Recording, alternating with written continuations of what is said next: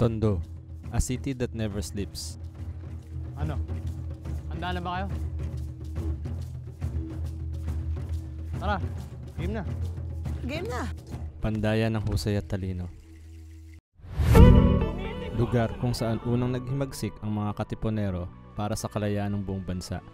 Lugar ng matatapang katulad ni Andres Bonifacio at Asyong Salonga. Mga batikang artist, individual at mga nakasanayan. Ilan lang ito sa mga kayamanan at kulturang magandang ipagmalaki sa iba.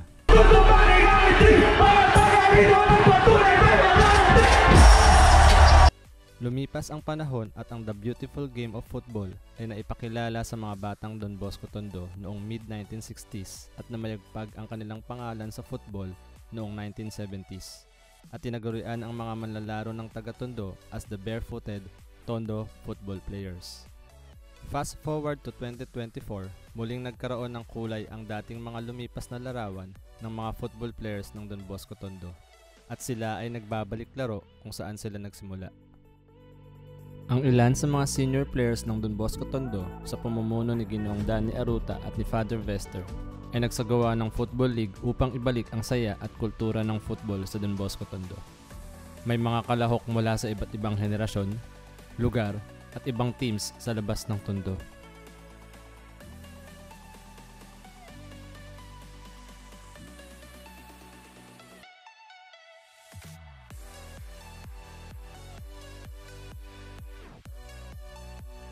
Tunghayan natin at saksihan kung papaano nanunumbalik ang football sa Don Bosco Tondo. Tulad din ng sinabi nyo na may napatunayan na tayo, pero that's the past. Okay? So live in the present. Kung ano man yung nangyayari dun sa loob, kailangan we live in the present. Okay? So let's win every battle. Let's win every battle. Lastly, ano pa? Yes! Andito tayo para mag-enjoy. Kasi pahalagaan natin yung bawat isa. Pahalagaan natin yung oras ng bawat isa sa atin dito sa grupo. Okay? Pero when we say na mag-enjoy tayo, kailangan hindi tayo nagbibigay ng stress dun sa teammates natin. So kung pinapahalagaan natin yung oras, pati yung effort ng bawat isa, kailangan mag-effort din tayo. Let's do our best. Ito pa, kung magulan tayo, wag tayong mag-init. Nag-iinit tayo pag nagugulan tayo. Play pa rin tayo. Yan na! Makawala yung laro natin pag na-scorean tayo. Baka pa naman yung oras eh.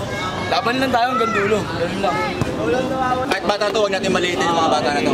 Eagle Squad! Yeah!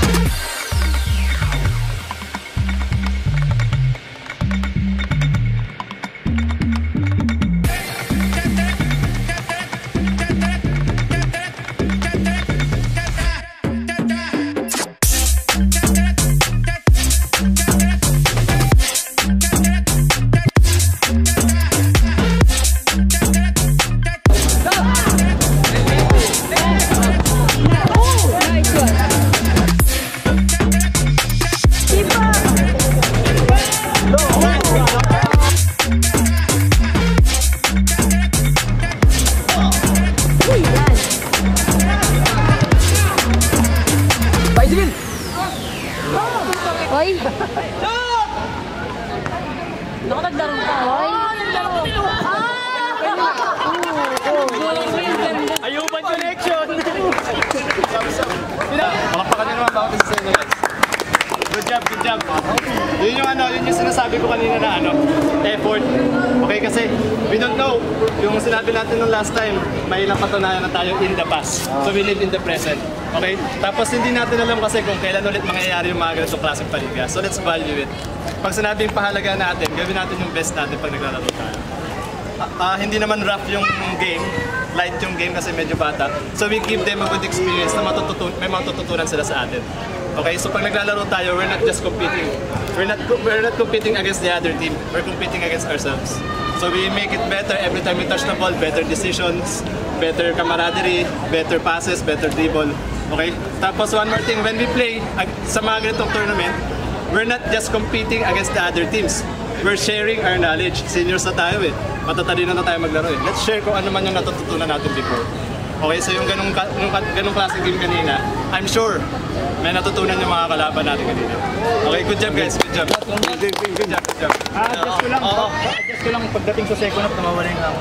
Hindi mo napansin ko. Totoo. Normal na yun siguro. Bigas squad! We're back in action sa Liga dito sa Aruta Cup and kasama doon sa liga na to yung DHL football team, DHL Philippines football team, and katabi ko yung mga senior players. Sila yung mga senior players ng when we started yung DHL football team, sila yung mga pioneers, and then we have the new players, which is Tondo FC players, si Marvin, si Kuya, si Coach Conrad, si Joel, new players din siya. So, konting interview lang, guys. Dito muna tayo sa mga senior players. Paano nagsimula yung passion nyo when it comes to football? Nag-umpisa kasi yun, ako, nanonood ako ng TV, tapos ang idol ko talaga si Sergio Ramos. Yan, doon ako nag-start. Elementary pa lang kasi I played football. So, naging sa akin na na-inspire ako na maglaro ng football until now. So with Coach Dennis, yung kanyang guidance with us, especially sa our company event, napakalaking impact for everyone na mag-continue to play football game.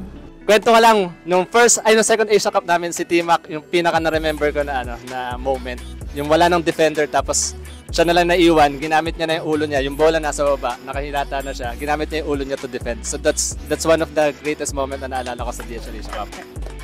So, si Joel naman yung Sa akin, nanonood lang ako ng mga football kasi sa amin nakikita yung mga kasama namin na football din. Tapos dito sa DHL na may football, yan, nag-try ko sumali. Kasi nagra-run din naman ako, kaya ko naman mag-basketball. Parang tinry ko yung football. So na-enjoy ko naman sa nakapaglaro kami sa Asia Cup with guide ni Coach Dennis. Yun, lahat ng meron akong nalalaman. Coach Dennis, lahat galing kay Coach Dennis, kung ano lang meron. Thank you, Coach. Thank you, Tondo FC.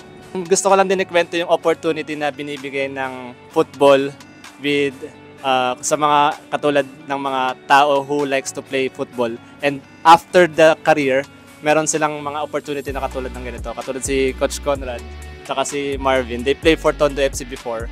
And right now, naglalaro sila for DHL. Coach, anong kwento nyo sa DHL football? O sa akin kasi, laking bagay na nagawa ng DHL sa akin. Di ba? Dati akong bartender. Pero, since kinuha ko ng DHL, maganda rin kami maglaro sa DHL. At the same time, nandito yung passion ko eh. Nakalaro pa rin ng football sa ibang bansa sa Singapore kasama yung mga senior team ng DHL Philippines. So, thankful ako kasi at least, nagtatrabaho na ako, suportado ko yung pamilya ko. At saka ang ganda ng kampanya ng DHL na suportado yung pamilya. At the same time, nakakalaro na, papakita namin yung passion namin sa paglalaro ng football. Yun lang. Sa akin yung football sa DHL, siya. Maganda siya kasi yung laro na nilaro ko mula since grade school, at least kahit papaano ngayon na nakakapaglaro pa rin ako at na-represent ko yung DHL Philippines sa Asia Cup. Kaya sobrang thankful sa DHL. Tsaka kay Toto.